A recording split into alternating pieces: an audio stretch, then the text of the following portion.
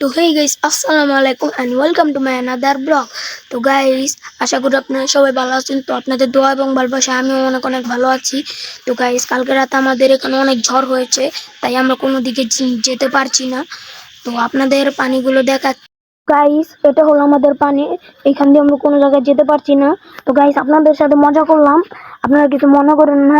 তো আপনাদের পানি দেখাচ্ছে, আসেন। তো গাইস দেখুন, আমাদের এখানে অনেক পানি জমে গিয়েছে।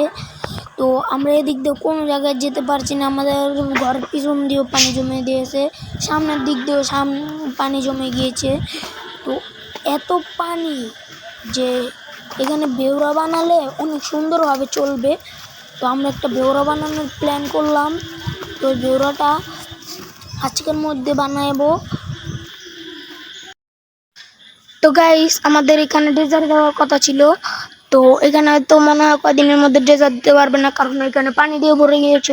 তো আমাদের এইখানেও পানি দিয়ে ভরে গিয়েছে, এখানে অনেক পানি হয়েছে। তাই আমরা এখানে একটা ভেউরা বানানোর চেষ্টা করব।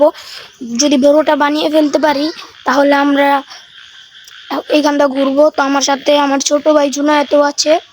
তো এর আগের ভিডিওতে ওকে দেখিয়েছিলাম, ও এতিমের মতন গাছের সাথে দাঁড়িয়ে রয়েছে, চ্যাঙ্গর তো তাই।